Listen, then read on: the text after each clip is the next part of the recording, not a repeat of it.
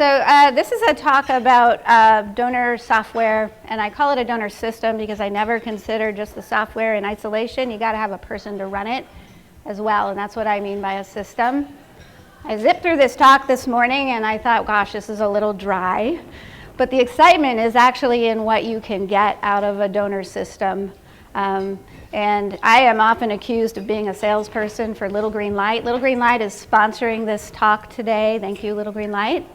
But we use Little Green Light at Austin Pets Alive. We're going to be using it for an enormous capital campaign. It's a system that was designed for small and mid-sized nonprofits, but it can grow with you, and we're going to continue using it for the foreseeable future.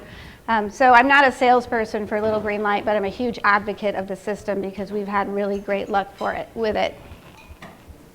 So this talk is really targeted at people who don't yet have a donor management system, or maybe have just started using one and they're not very happy with it and they don't know quite how to make it work for them.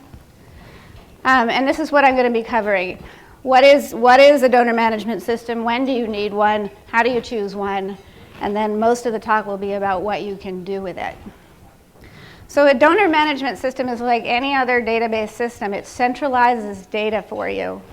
And sometimes they're called fundraising management systems, sometimes they're called CRMs. The CRM is actually a little different. It's more about managing people. A donor management system is really about managing gifts and people, or money and people. And they're incredibly important tools. When we adopted our new system, Little Green Light, our fundraising took off, and I gained a whole staff person. I used to have a staff person who just struggled with our older system, and as soon as we went into Little Green Light, all of a sudden I could use that person. Instead of struggling with data, I was using that person to steward donors, and our fundraising just shot up as a result without spending any extra money. So I am strongly advising people, even if you're at a really early stage of your fundraising, that you aim to get a donor management system as soon as you possibly can. And why should you get one? I think they're extremely important, especially for animal welfare. I've worked in other nonprofit fields, and animal welfare is a different kind of fundraising. In all the nonprofit world, 70% of income comes from individual donors. In the nonprofit world, it especially comes from small donors. I'm sure you've all seen this. A $100 gift kind of seems big to some of you. In the other nonprofit world, $100 is a tiny gift. And we have to deal with many, many, many donors. We have 18,000 active donors at Austin Pets Alive. We have 100,000 donors in our system. They're not all active. A lot of them came in during Hurricane Harvey, and those are disaster funders. They just dropped away after the hurricane. But that's an astonishing amount of data to work with. And if you're not on top of your data, you can't do fundraising really well. The most important thing you need to do in fundraising is retain the donors that you've gotten. And the way to do that is to keep on top of them and engage them and work with them. And you can't do that if you don't know a lot about them. But your donor management system can help you do that. So for instance, this morning, while I was sitting in the talk with Dr. Jefferson, I was delivered into my inbox a report on every gift made in the last 24 hours to my team. And I processed that report. I got a good handle on what's going on with our fundraising today or yesterday.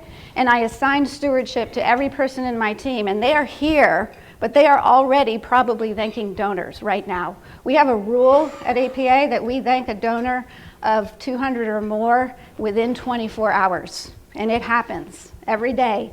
We get all of the donors who have given us a gift of 200 or more, and also all our new donors get a phone call within 24 hours.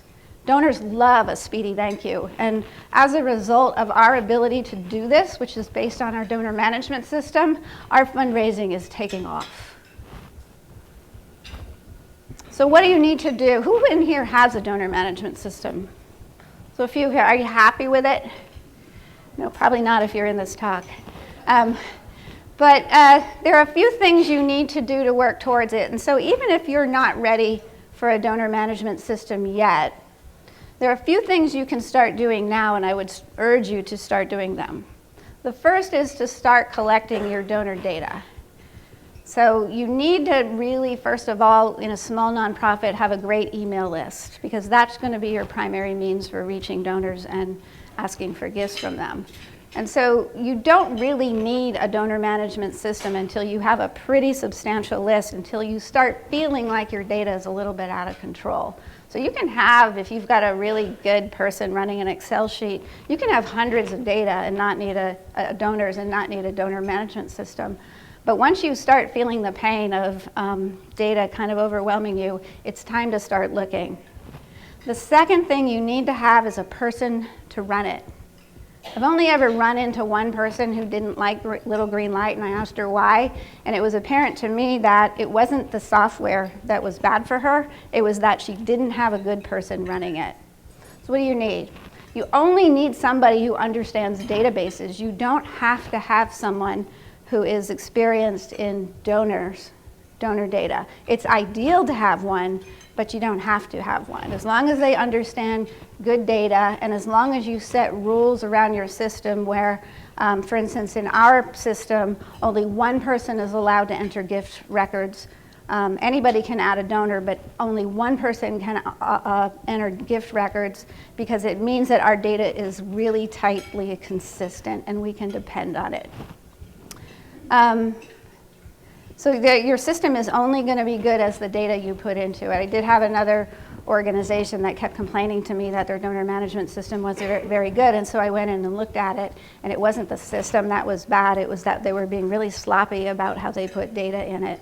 So if you're not ready for that, if you don't have a person who understands good data and how to keep it consistent and clean, then you're not ready for a donor management system, even if you have the money for it.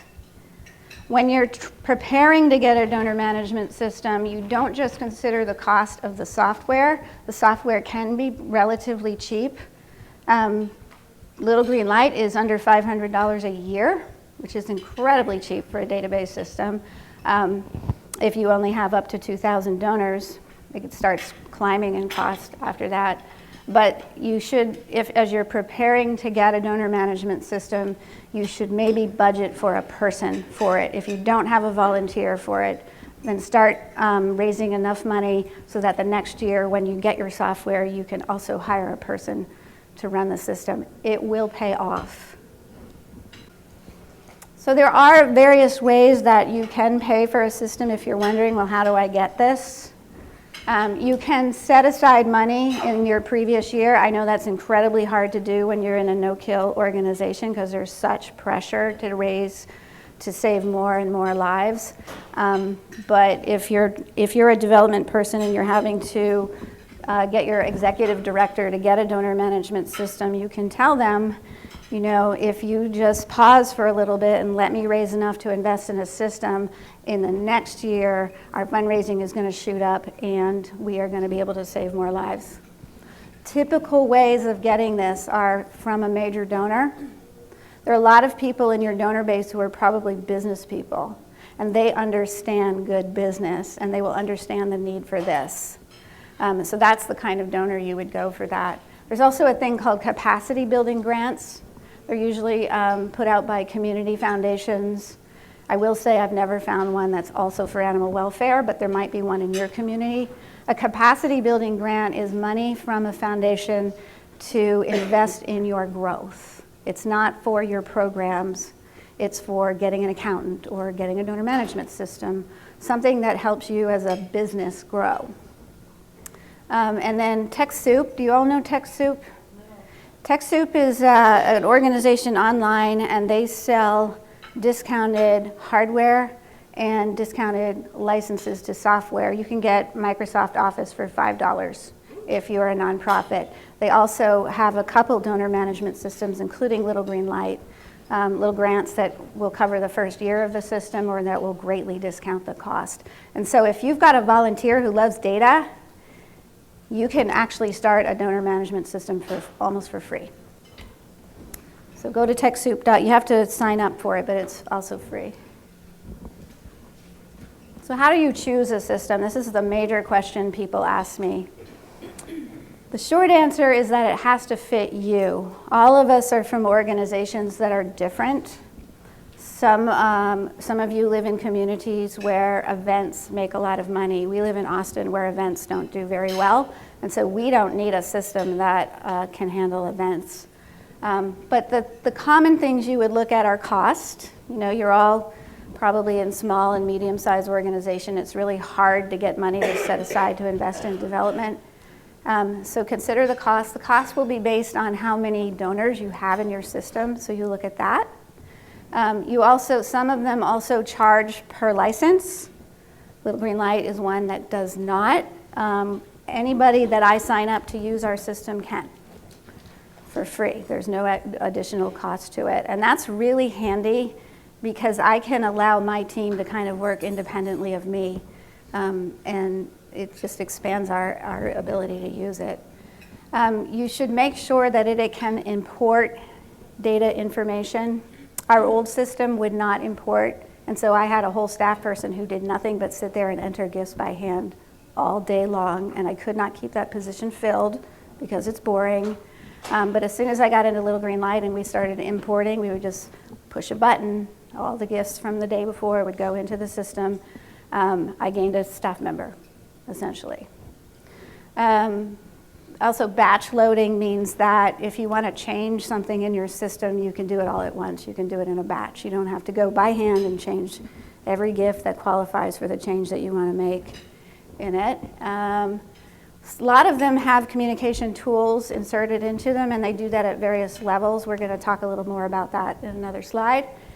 Flexible coding. Coding means you're categorizing your gifts. And if you can categorize your gifts to fit your fundraising, that's really great. Little Green Light is really great at that. Some systems are a little more rigid about how you report on your donor data, but I can sit and wonder anything I want about our donor base and ask myself a question and say, how many people made a tribute in March of 2018 and how many of them were new donors?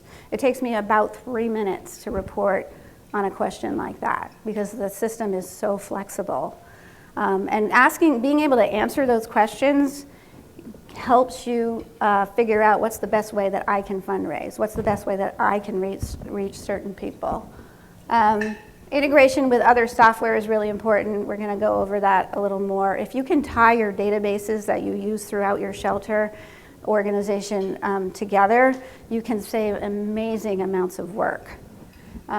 Security, of course, is important. They're all secure. None of them would survive if they weren't secure.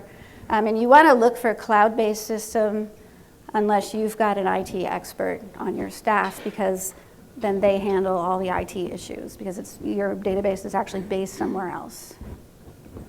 Anyone have questions? I'm fine with you guys popping up with questions if you want to know something urgently right now, but we'll also have time at the end.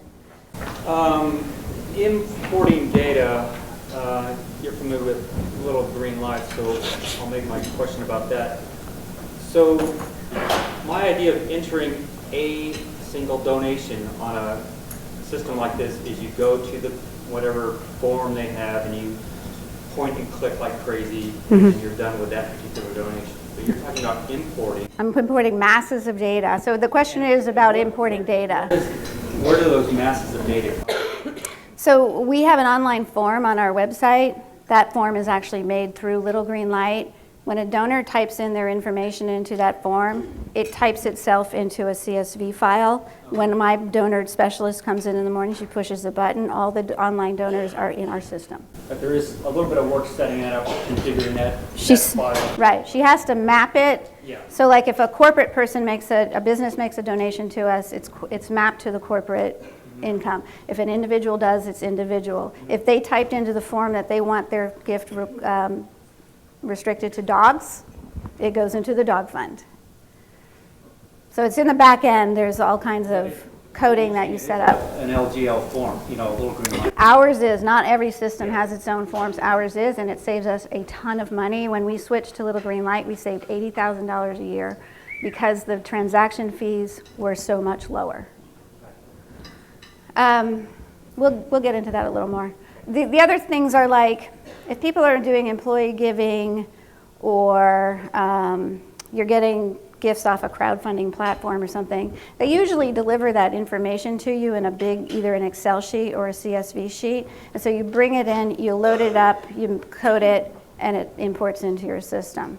We spend tiny amount of time importing gifts into our system where we used to have to hand type every gift in.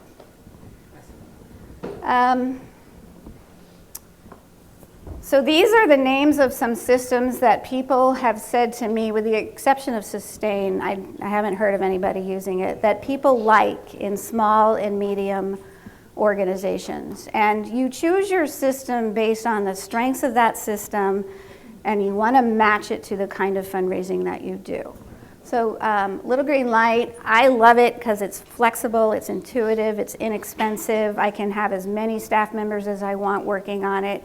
It has amazing reporting ability, and I'm a very data-driven person, and so I can do infinite numbers of reports. I'm not at all restricted in it, so that's why I love that system. It's so intuitive, it takes almost no training. So when we moved into Little Green Light, we'd been in an old system. We decided we couldn't work with it anymore. We had already decided we were going to get into Little Green Light. It's a long process to move into a database. You have to map all your data from your original system into your new one. But nobody had been trained on it. We hadn't been using it. Biggest fundraising day in our history was during Hurricane Harvey. We had tens of thousands of gifts coming in every day. Our system broke down. So we had a little meeting and we decided we're going to jump into Little Green Light. That day, we did within an hour, seamlessly. We were importing gifts and I was reporting on data. I was figuring out what states are giving us the most money in an hour with no training. That's how intuitive that system is. So that's the kind of characteristic you look for. So I'm sounding like a salesperson for Little Green Light. I really am not. It's just been such a good system for us that I'm a really big advocate of it. One of the really important things you want to ask is, does it help you with your marketing? Because engaging donors is the most important thing you do. So some of these systems have different levels of ability to do that. I've heard that FlipCause is really good at that. It integrates your donor management with your marketing. It sort of integrates those two functions together. I've heard that Neon does that and Salsa does it pretty well. Little Green Light has some capability to integrate marketing, but it's not as, I've heard, it's not as powerful as some of these other systems. But all of these systems have different strengths, and you would choose it for your kind of fundraising. So does it have online donation forms? If all of your donations are online, you want to pay very close attention to where you're getting your form and how much it's costing you, because it's usually based on a per transaction cost and it can add up a lot. Does it help with events? Are you an organization that gets most of your income off events? Then you want to choose a system that helps you with events.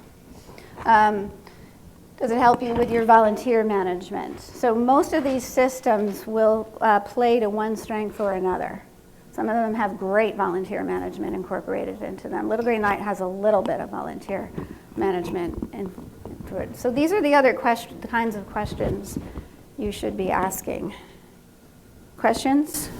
How does your Little Green Light, how is that for event management? It has an event management segment. It's okay. It doesn't handle silent auctions. It'll handle ticketing, RSVPs. We actually use it for our we don't use it for our big events, but we use it for our donor engagement events because we can send out a save the date. It'll tell us, it'll keep a record in every person who was invited.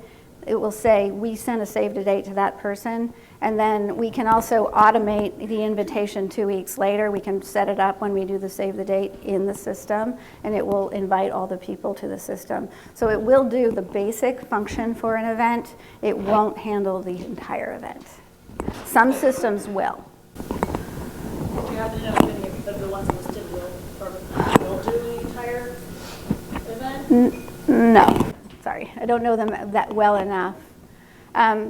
Aplos is a system that someone in one of our academy classes, I go in and I teach the academy a whole hour of fundraising, recommended to me because it also has accounting software incorporated in with donor management. So that's, I mean, if you're really, and it's really cheap, So if you're really stretched and you can't buy more than one system, that's the kind of thing that you would look for. So one thing you really, really want to pay attention to, even if you can't do it right away, is does your system integrate with other systems? So for example, these are the list of systems that Little Green Light, I don't have access to other people's software, but Little Green Light, these are the systems that it would integrate with. And the ones that you are most interested in are these here listed here. Accounting. If you have an accountant recording your revenue and you have a development team recording your revenue, two people are doing the same thing. And they're making mistakes, and which one do you know is right? So we are still at our point, because we've moved out of QuickBooks, having to figure out who's right. And so we spend time every month trying to reconcile our accounts. So if you do find if accounting is really important to you, if you do find a system that ties those together, so one person is entering all your revenue and it's shared with your accounting team and your development team, that will save you an amazing amount of time.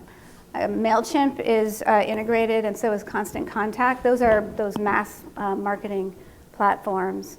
Again, that is incredibly important for animal welfare, because if you've got many, many small donors, you have to do a lot of work to keep engaging a lot of people. So strongly recommended that you do that. Volunteer management, again, you're really dependent on volunteers, right?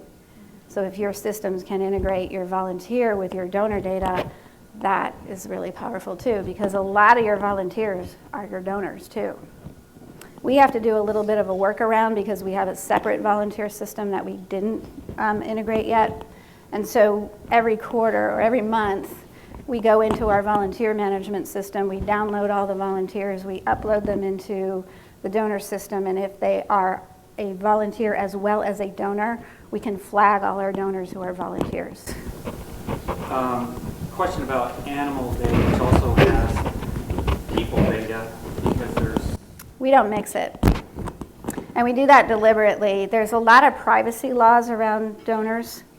You want to practice a really high level of privacy around your donors or they'll leave. And so we deliberately segregate our donor data from all our other systems except our marketing system. They do make donations as our way to... What I just described is how we know. So I know who our volunteers are. I know who our donors are. When those two are the same, I can tag every donor in our system as a volunteer. But you can't do that for adopters?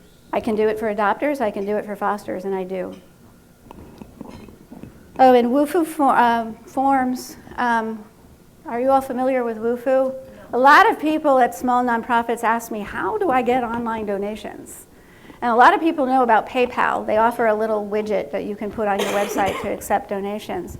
But there's this company called WUFU, and I think there are probably some others, that's the only one I know about, who allow you to create a donation form and put it on your website.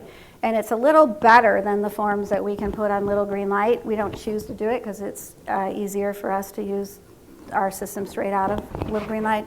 But you can make really beautiful templates. What they specialize in is a really pretty donation form. And you don't even have to have a donor management system. If you're not ready for that, but you are ready for online donations, you can go to WUFU and get a donation form made for your website. Does it accept payments also? That's the real beauty of the form. It's not just the picture of the form. They have a payment processor system behind it. So you don't have to have a merchant account. Ordinarily, you'd have to have a merchant account with a credit card company. You don't have to. That's part of the service. Are their fees less than PayPal? Or? I think they're about the same, maybe a little higher. It varies. You have to always pay credit card fees, and those can vary from 1.5 to I think about 3 or 4%. And then these companies, the way that they make their living is adding a little fee on top of every transaction. And sometimes they'll add a percentage plus 30 cents per transaction. So it can add up fast. It can strip away like 8% of your income. But if that's the only way that you can get donations, then it's worth it. So there are 3 sets of data that you should think about when you're thinking about a donor management system. People, your donors, gifts, the money that's coming in, and workflow. So various systems give you various capacity for each of those kinds of data. Gift data is extremely important because we have legal obligations around that, right? So if you're not able to keep accurate gift data, you're going to lose donors because they're not very happy about that. Donor data is extremely important for stewardship. That's how you keep your donors. And then workflow, anything that your system can do to help you with your workflow will make things faster. And I'm going to show you some of that. So the outcomes of that is you get centralized data, your efficiency and productivity shoot up whenever you adopt a management system. Your donors are more satisfied because you know them better and you work with them better, and then you get more funding. It happens. So here's our online form in the middle. This is the form that we made through LGL. It is tied directly into our donor system. As people are typing information in there, it is going into our system. We can have as many forms as we want. Every time you make a form, any gift made on that form is sequestered. You can see how successful a form is. You can see how successful an email solicitation is. Or if you put a form that's connected to your social media, you can see how successful your social media is at gathering donations. You're gathering a lot of knowledge about your gifts and your people whenever you use a form.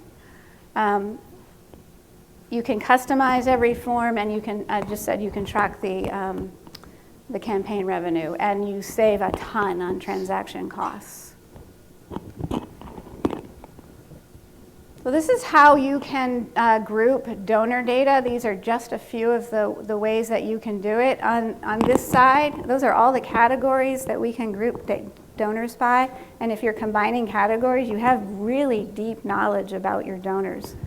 And so in every one of those, Little Green Light allows you a lot of flexibility in what kind of code you're attaching to people. So like we added fosters, volunteers, adopters to our coding because that's important to us. You build a lot of your database within the system. It's not all set up for you. I just wanted to backtrack one step. So the form that you created, the last slide where it talked about you created a form. Mm-hmm. So a lot of people use the Facebook fundraiser option, but this would get the money quicker to you as well as more information. Yes. Than any form you put directly on your website is going to get you. Yeah, they'll all get you the money. Facebook it's great, it's free. They're not charging any fees to you, but it takes 4 to 6 weeks to get the money. The most significant problem with Facebook is they don't give you your donor database, information. You cannot grow on that. Did I answer your question, Julie?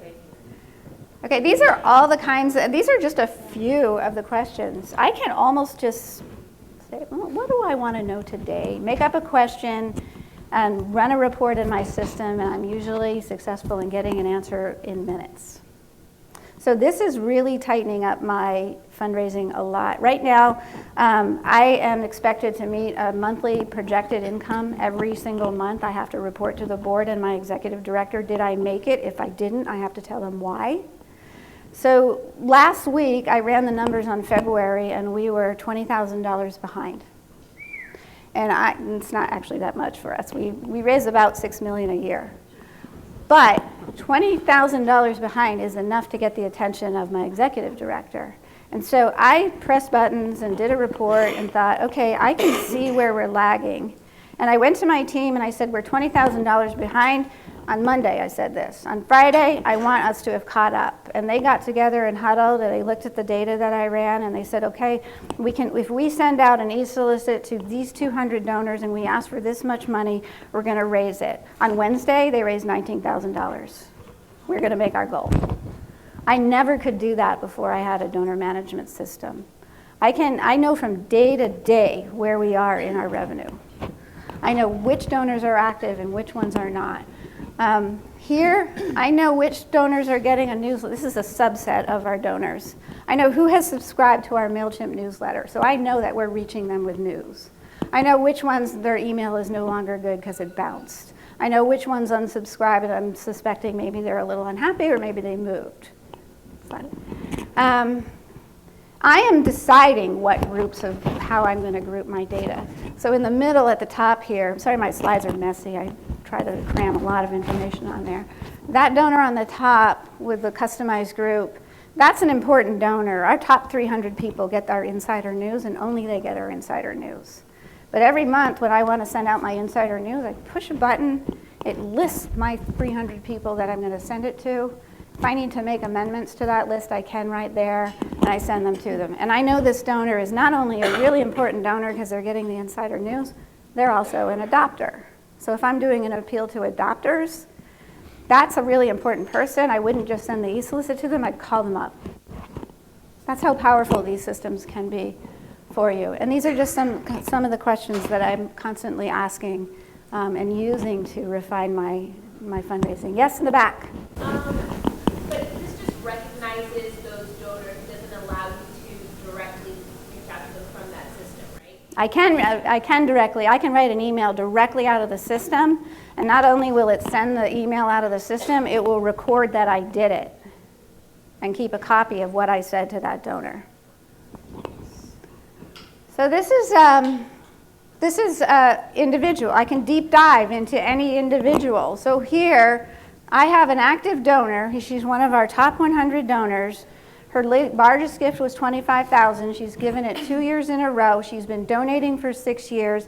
I know this is a deeply invested donor. This donor is on my phone call list. I am working with her intensely because there's a lot of capacity there and a lot of interest.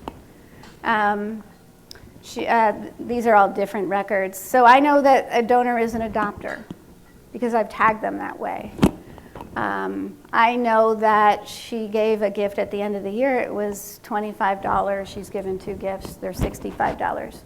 So I start segmenting these donors. Donors who give us less than $100 get a one stream of communication. Donors who give the next group up get a different stream of communication. As you're starting to focus and tighten in on who your donors are, they respond more to you because they feel like you know them and they're a part of you. This is every time you meet with a donor or interact with a donor, you can keep notes on it, and then you'll have a whole history of notes. And so, for instance, when I go out and talk to a major donor, I go into the system, I review what history I've had with them to make sure I remember their pets' names. This donor, it was a new donor. We took her to a coffee shop. She hates coffee. We are never taking her to a coffee shop again. We know better now. We also know she loves cats. And this is Jesselyn is my major gifts officer. So this is her notes, and I can see all her notes. I can track my team every day. I know what they're doing. I can audit them every day at midnight if I want to. So she set up a task. As soon as she wrote that note to herself, she set up a task to invite this donor to the cattery for a tour in March. And she doesn't have to remember it. The system is going to email her that she's supposed to invite that donor for a cattery tour. And that donor is going to be pleased when she gets that call. She's like, oh, you remembered. I wanted a cattery tour. She's going to feel a part of you, and she's probably going to give you, she's way more likely to donate and support your cause. There's a lot of tying up communication with your donor's record. So again, we know who's subscribed to our newsletter, who's not, whose email is no good. We know that we invited them to a tour in March. We can track all our mailings out. Every time a person is included in a mailing, the system is recording that they got that mailing. So we know what level of communication we have with any one donor. This is just a piece of all the contact reports we had with one donor. I can't show you the whole thing because of donor privacy. But we've had a phone call. We asked her if she wanted a tax letter. We did a survey. We didn't just send out tax letters because we issue tax receipts with every gift. But it's a service to our donors if they want a summary of their tax receipt at the end of the year. But because that's a lot of work and we have 18,000 donors, we asked them whether or not they wanted it. And if they said yes, then they got a letter. We've emailed that person, we've met that person, we've emailed that person, we have the dates on that, we have notes about what happened in every interaction. Donors really appreciate this. We can group gifts and do really flexible reporting. So this is the how I do reports. That's the search field at the top. I can say in the last fiscal year, I want to know how many people, how much money we raised from chip-ins. Can you see it? And those are who made gifts. And I want to exclude anything that went to American Pets Alive. I want to know about our shelter operations. How well are they supported by chip-ins? I can filter it by month, and in like 30 seconds, I have a record of all the chip-in income we had by month that year. I can quickly flip that to this year or the previous year, and I can compare our performance from month to month, year to year, just on chip-ins. And I can put any stream of income in there and do the same thing. So I now track 23 streams of income in detail, down to the dollar, and that refines my fundraising as I'm going, and that's how you grow. That's how you get to the size that we are now. More questions? I only have a few more minutes. I want to get through all this.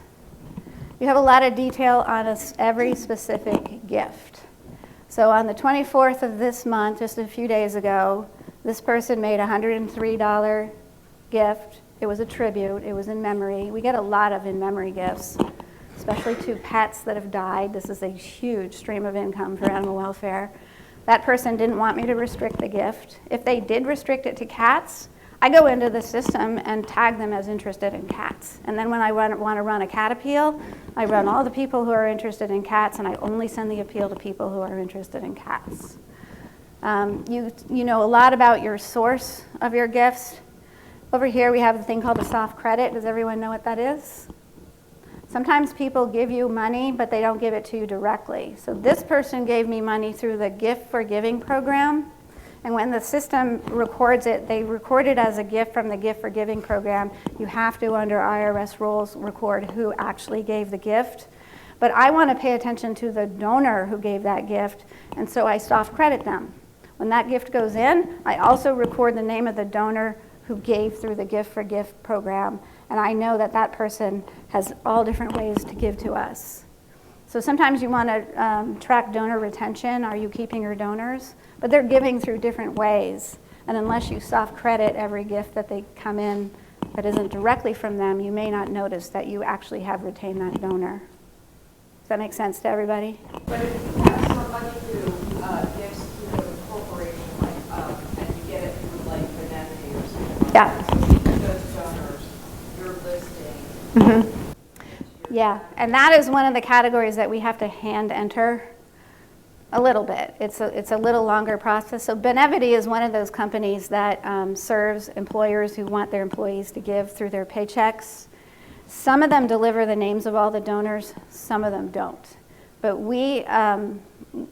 there was a time when we didn't record everyone because we just didn't have the capacity to do it. We would record the gift from Benevity, but not every donor. And then we got complaints from people saying, you didn't even thank me. I gave you a gift through my paycheck every month. They were like, oh, I guess we ought to pay attention to that. And we started soft crediting them. So we know they didn't give it to us directly, but they are still donating to us. What's over here? So we know this is a cutout from a donor's record. We know how many gifts they've given, no matter through our whole history. We know when they've given. We've known how much they've given. We can run an average of how much they give. If we're going and soliciting directly from that person, we know about the range to ask, to make an ask for. If they've never given us a gift of $100 or more, we don't ask them for $300. We ask them for $150. You want to push it up. We also have donor search. Do you guys know there's software that assesses the wealth of people? You're probably not at a stage where you need it. We started it last year. It changed our world. We had volunteers who were donating $25 a year, and they were a billionaire. What is it? Donor search. There's another one called Wealth Engine. They cost money, and they're not worth it if you don't have a major gifts officer to follow up on that information. It's not entirely accurate either, but you can find amazing things about your donor base. We have, there's a segment of donors called Wealth X. Those are people able to give in the tens of millions of dollars. We found that we had 14 of them that we didn't even know about. We're about to run a capital campaign. That's why we're running this software now. So you don't do that until you need it, and you don't do it if you don't have the staff for it. The worst thing you can do with a really wealthy person is make a connection to them, ask them for something, and then neglect them because you're understaffed and too busy to work with them. That person will never come back. They are lost to you. So work your way up to that. Yes? So for major gifts officer, do you guys do anything with gifts back to those major donors? We have not in the past. We just started. I have new staff who really love doing that.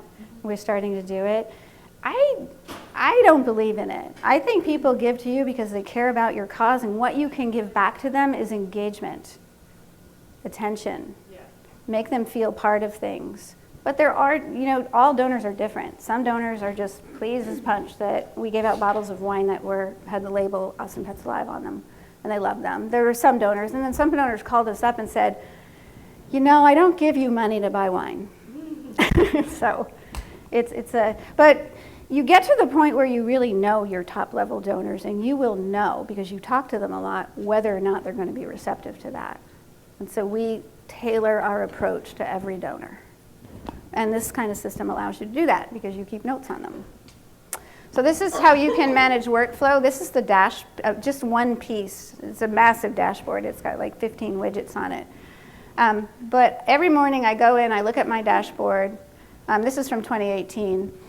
So I have 55 donors. Those are 55 major donors that I work with. Anything blue, I can click on and it'll open up a list or more information. So I can see all 55 of my donors. Have I contacted all of them I'm out of time, within the last few minutes?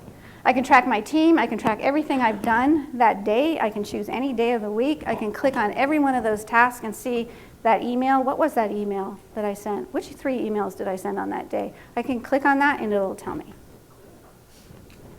So I think I ran way out of time. These are reports that get sent directly into my email box. So every morning I get a report on all the gifts made in the last 24 hours. I process them. I send them out for stewardship. If any donor I steward, it's an important donor, I get a report every morning.